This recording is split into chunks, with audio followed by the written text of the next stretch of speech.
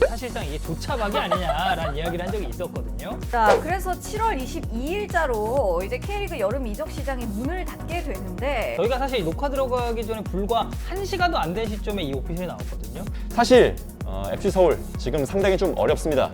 캐슬 드래곤. 예, 캐슬 드래곤이 안 왔어요. 축구 살롱. 이번 주도 축구살롱에 오신 여러분을 환영합니다. 이번 주는 말이죠. 그 어느 때보다도 큰 이슈들이 많았던 한 주였습니다. 네. 특히 또 어마어마한 영입 소식이 한 가지 있었죠. 사실 올 초부터 우리 K리그 팬들을 설레게 만들었던 두 용이 있었죠. 첫 번째 블루 드래곤은 올 초에 한국으로 이미 돌아왔고 나머지 캐슬 드래곤. 예, 캐슬 드래곤이 안 왔어요. 스페인으로 갔습니다. 스페인으로 가고 예. 스페인으로 가기 이전에 상당히 좀 말들이 많았는데 드디어 이번 여름 이적 시장에 기성용 선수가 FC 서울로 돌아오게 됐습니다. 계약 기간이 3년 6개월 그리고 등번호 8번을 받으면서 오피셜 발표가 났는데요. 기성용 선수가 잘 성장해서 다시 돌아왔다라는 말을 들을 수 있도록 최선을 다하겠다라는 그런 입단 포부를 밝혔습니다. 네. 사실 앞서서 말씀드렸다시피 올 초에 뉴캐슬에서 이제 팀을 떠나게 되면서 기성용 선수가 과연 그 다음에 어디로 갈 것이냐가 모든 한국 축구 팬들의 초미의 관심사였습니다. 사실 차기 행선지로 FC 서울이 가장 먼저 떠오르긴 했는데 네. 이 협상 과정에서 모두가 알고 있다시피 뭐 SNS에서 불거졌던 그 수면 위로 드러났던 두 구단과 선수 간의 갈등이 워낙에 좀 그 폭이 깊었기 때문에 예. 사실상 이 선수가 FC 서울과는 돌아올 수 없는 강을 건넌 것이 아닌가라는 그런 예상도 있었습니다. 그러면서 스페인의 마요르카로 단기 계약을 하면서 떠나게 됐는데 여기서 선수 본인의 부상과 코로나19 사태라는 뭔가 좀 예기치 못한 상황들이 발생을 하면서 네. 기성용 선수가 새로운 거취를 또 고민을 할 수밖에 없었고 결국 이번에 FC 서울에 11년 만에 복귀를 하게 됐습니다. 기성용 선수가 FC 서울에 돌아오게 되면서 울산에 먼저 입단한 이청용 선수와는 쌍용 더비가 올 시즌 또 K리그에서 펼쳐지게 됐는데요. 네. 다가오는 8월 30일에 울산에서 쌍용 더비가 기다리고 있습니다. 발음 좀 주의해 주세요. 쌍용 더비. 네, 정확하네요. 쌍용 더비 네. 예, 준비가 되고 있는데요. 사실 FC 서울 지금 상당히 좀 어렵습니다. 오스마르 선수가 중원에서 고군분투를 하고는 있습니다만 뭐 중원에서의 그 전투력이 사실 예년에 비해서는 확연히 좀 많이 떨어져 있는 상태잖아요. 그렇기 때문에 기성용 선수의 그 가세가 FC 서울에게 얼마나 또 도움이 될 수 있을지 서울 팬들은 참 애타는 기다림을 가지게 될 것 같습니다. 또 다른 이슈들은 없었습니까? 영입 관련해서. 예, 서울이 움직였으니까 역시 이 팀도 움직여야 되겠죠. 전북이 또 드디어 말이 많았던 그 외국인 선수의 개편이 완성이 됐습니다. 네.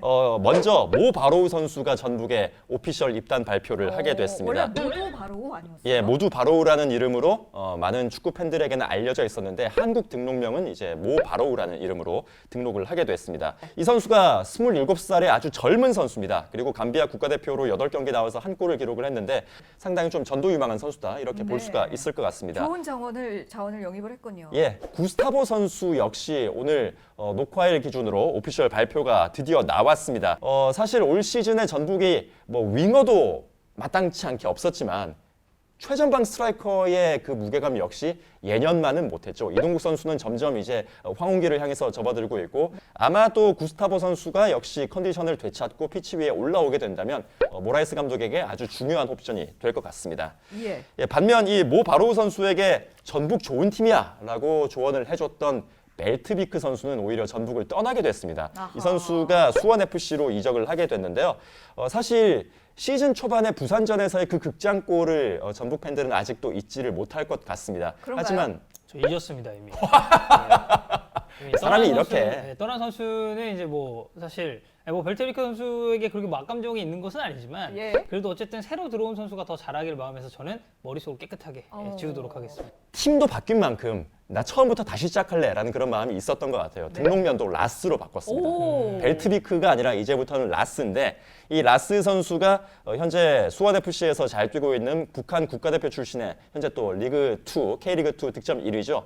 안병준 선수와 함께 수원의 최전방을 앞으로 책임지게 될 것 같습니다. 조원희 선수 이제 선수라고 불러도 괜찮을 것 같습니다. 수원 FC의 플레인 코치로 이제 합류된다는 소식이 전해졌습니다. 이제 좋은 커리어를 쌓아왔었던 조원희 플레인 코치가 이제는 수원 FC의 선수이자 코치로서 새로운 출발하게 됐습니다. 그래서 플레인 코치군요. 선수로도 뛰고 또 코치 역할도 한다는 거죠. 덩달아서 이 조원희 플레인 코치의 유튜브도 상당히 상종가를 치지 않을까라고 예상을 해봅니다. 드디어 이제 조차박을 입증할 때가 온 겁니까? 그렇죠. 예, 네. 조차박이 K리그 2에서 진짜 맞는 말인지 한번 확인을 해보시기 바랍니다. 그게 뭐예요? 그러니까 예전에 이제 모 유튜브 프로그램에서 손차박 대전이라고 해가지고 손흥민, 차범근 그리고 박지성 이 세 선수 중에 누가 이제 한국 축구사에 이제 가장 좀 위대한 선수인가. 어렵다. 네. 근데 이제 거기서 조원이 이제 당시 전 선수가 차범근 감독님도 연습 때 나를 제치지 못했고 박지성 선수도 현역 시절에 나를 제치지 못했다. 그래서 손흥민 선수 정도만 나의 위에 있고 이제 사실상 이게 조차박이 아니냐라는 이야기를 한 적이 있었거든요. 네, 굉장히 그 발언이 이제 또 선풍적인 인기를 끌면서 예. 상당히 조원희 선수의 이런 어떻게 보면 좀 코믹한 이미지에 많은 도움이 됐는데 예, 이번 예. 수원 FC 입단과 더불어서 아무래도 뭐 전체적인 또 상승세가 있지 않을까 싶습니다. 자, 그리고 또 마지막 이슈 소개해 주시죠. 김태환 선수 오. K리그 통산 69번째로 300경기 출전에 금자탑을 또 달성을 했습니다. 축하드립니다. 예, 축하드립니다. 예. 7월 19일에 강원전에서 이 선수가 선발 출장을 하면서 300경기 출전을 완성을 짓게 됐는데요. 올 시즌 역시 뭐 변함없이 울산의 오른쪽 측면을 지배를 하면서 공수에 걸쳐서 본인의 성격만큼이나 아주 화끈한 플레이를 보여주고 있는데 네. 김태환 선수 뭐 앞으로도 400경기, 500경기 계속해서 그럼요. 기록을 달성을 하시길 바라겠습니다.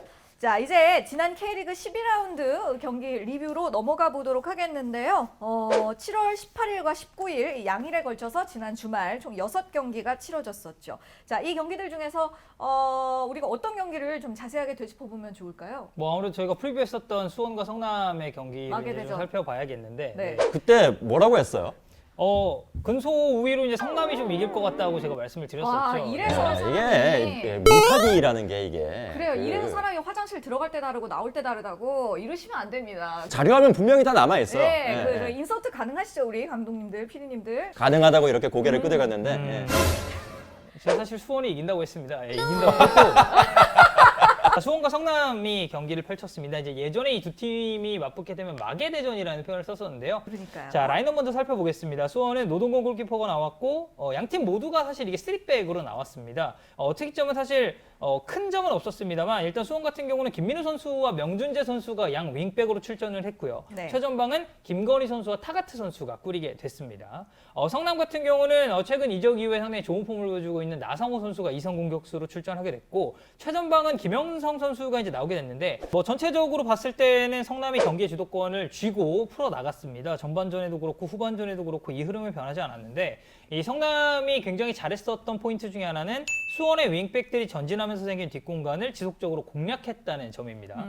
이 과정에서 가장 눈에 띄었던 것은 아무래도 나성호 선수가 뭐 득점은 없었습니다만 이 측면과 중원의 동선을 계속해서 바꿔서 가져가면서 쉴 새 없이 수원의 골문을 두드리는 모습을 보였고요. 특히나 이 우측면으로 동선을 가져갈 때는 수원의 좌측 수비진, 좌측 라인을 거의 뭐 붕괴시켰다고 해도 무방할 정도로 좋은 활약을 보였습니다. 성남의 전체적인 경기 컨셉은 일단은 뭐 세밀한 축구도 상당히 중요하게 생각을 했습니다만 박스 바깥쪽에서 공간이 열리면 지체 없이 중거리 슈팅으로 시도하는 모습을 굉장히 많이 보여줬었거든요. 이런 식의 중거리 슈팅을 통해서 분위기를 환기시켜주는 게 정말 중요하다는 것을 김남일 감독도 알고 있었던 것 같습니다. 아무래도 성남 선수들의 이러한 지체 없는 중거리 슈팅은 김남일 감독의 지시가 어느 정도 좀 있지 않았을까라는 네네. 예상을 해보겠습니다. 반대로 얘기했을 때 수원은 사실 시종일관 답답한 흐름이 끊이지 않았습니다. 뭐 제대로 된 공격 전개라든지 슈팅도 나오지 않았고 선수들도 전체적으로 뭔가 좀 의욕이 없다라는 인상을 많이 받았거든요. 저는 이날 경기를 보면서 수원 선수들이 과연 이기고자 하는 의지가 있는지에 대해서도 사실 약간 의문점이 들 정도로 쓴소리. 네, 상당히 무기력한 경기를 보였는데 수원은 전반전 52대 48로 점유율에서 근소 우위를 가져갔습니다만 슈팅은 단 3개밖에 때리지 못했습니다. 아이고. 심지어 유효 슈팅은 단 하나도 기록을 하지 못했고요. 수원의 이날 경기 가장 위협적인 슈팅은 후반 20분경의 타가트 선수의 하프발리 슈팅이었는데 네. 이게 사실상 이날 경기 유일한 득점과 가장 가까웠었던 장면이라고 보시면 되겠습니다. 예. 이 반면 성남 같은 경우는 전반전에 시도한 슈팅 개수만 무려 7번, 그리고 이 중에서 5번을 유효 슈팅으로 연결하는 모습을 또 보였습니다. 그러니까 뭐 사실 성남 입장에서는 전반전이 끝났을 때 운이 따르지 않았기 때문에 득점을 하지 못했다라고 이야기하는 게 정말 무리가 없을 정도로 상당히 네. 좋은 공격 전개를 보여줬고요. 후반 25분경에 이스칸데로프 선수가 선제골을 터뜨리는 과정에서 비디오 판독에 걸쳐서 이게 오프사이드로 선언이 됐는데 맞아요. 네, 저희가 이거를 한번 차근차근 정말 오프사이드가 맞았는지 그리고 그 이후에 심판협회, 그러니까 심판위원회의 입장은 어땠는지를 한번 짚어보도록 하겠습니다. 김현성 선수와 민상기 선수가 경합을 할 때 과연 수원 선수의 머리에 맞았는지 아니면 성남 선수의 머리에 맞았는지 이게 왜 중요하냐면 이 첫 번째 킥이 올라오고 두 선수가 경합을 할 때 유인수 선수의 위치는 오프사이드 위치였습니다. 네. 그러니까 수비보다 좀 더 뒤쪽에 있었다는 얘기가 되겠죠. 예. 자, 이 과정에서 만약 이게 김현성 선수의 머리에 맞고 유인수 선수에게 연결됐다면 이건 오프사이드가 선언되는 게 맞습니다. 하지만 비디오로 정밀 분석, 그러니까 슬로우 비디오로 계속해서 좀 돌려본 결과 공은 명백하게 민상기 선수의 머리에만 맞았고 김현성 선수에게는 접촉이 없었습니다. 자, 근데 여기서 또 하나 저희가 짚고 넘어가야 될 게 이게 그럼 굴절된 공일까라는 걸 또 따져봐야 되거든요. 자, 근데 수비수가 일단 첫 번째로 공을 향해 움직였고 어쨌든 이 공에 대한 경합을 하겠다는 의도가 내포된 행동이라고 볼 수가 그렇죠. 있겠죠. 자, 그리고 두 번째는 수비수가 볼이 이렇게 다가올 때까지 판단할 수 있는 충분한 시간 그리고 이 여유가 있었는지 이 점을 생각해 보면 사실 우측면 굉장히 깊숙한 지역에서 크로스가 넘어왔기 때문에 이를 대비하고 충분히 볼에 대한 경합을 시도할 만한 시간적인 여유는 있었습니다.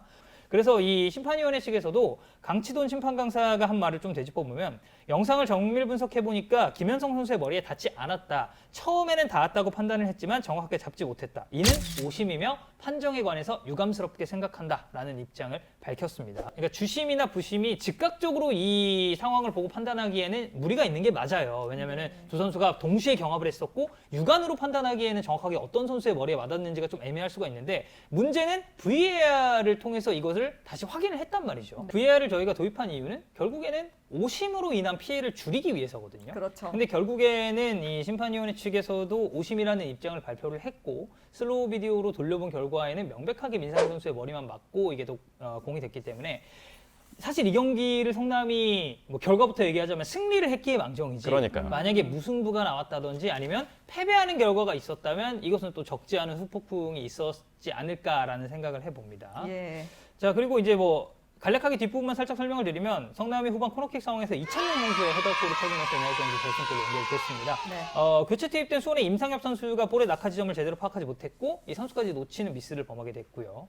예, 그 최근 들어서 자꾸 이 심판들의 그 오심, 이 판정에 대한 논란이 자꾸만 불거지는 것 같아요. 네, 사실 대한축구협회에서 이제 심판들을 모두가 관리하는 것으로 올 시즌부터 바뀌지 않았습니까? 네. 그렇기 때문에 좀 더 정확하고 공정한 판정을 기대하는 그런 심리가 있는데 그래도 그 와중에도 저는 좀 긍정적으로 생각하는 것은 이제 이런 일이 있을 때 피하지 않고 언론들에게 이제 브리핑을 하면서 이 과정은 이렇게 우리가 판단을 했고 그래서 이러한 결론이 나왔다. 그래서 이것은 정심으로 볼 수 있다 혹은 오심이다라고 결론을 낸다는 게 이것만으로도 상당히 좀 열린 자세가 아닌가 싶습니다. 네. 예. 확실히 이게 피드백이 오게 된다면 뭐 팬들 입장이라든지 구단 입장에서도 이 점을 납득할 수 있게 되고 그러니까 뭐 사실 어물쩡하게 넘어가는 게 제일 안 좋은 거예요. 그게 가장 안 좋은 거예요. 네. 예. 오심도 축구의 일부라는 이야기가 되게 안 좋은 이야기긴 한데 아직까지는 완전히 근절을 할 수는 없습니다. 그렇죠. 왜냐하면은 판정은 또 결과적으로 사람이 내리는 것이기 때문에 사람이 하는 이상 실수가 필수적으로 수반이 될 수밖에 없는데 VAR을 도입을 한 것은 그 실수의 여지를 최대한 줄이고자 하는 것이기 때문에 그렇죠. 필드 플레이에서의 그 판정이 약간 좀 오심이 날 수는 있어도 사실 VAR에서 잘못 보면 안 되는 그렇죠. 거죠. 이번 네. 판정이 좀 비판받는 것은 그런 이유가 아닌가 싶습니다. 역시 축자랄 요즘 촉도 좋고 굉장히 방송에 그런 거 좀 안 해주셨으면 좋겠습니다 개인적으로. 너무 바쁜싼가요? 아니요, 잘했어요.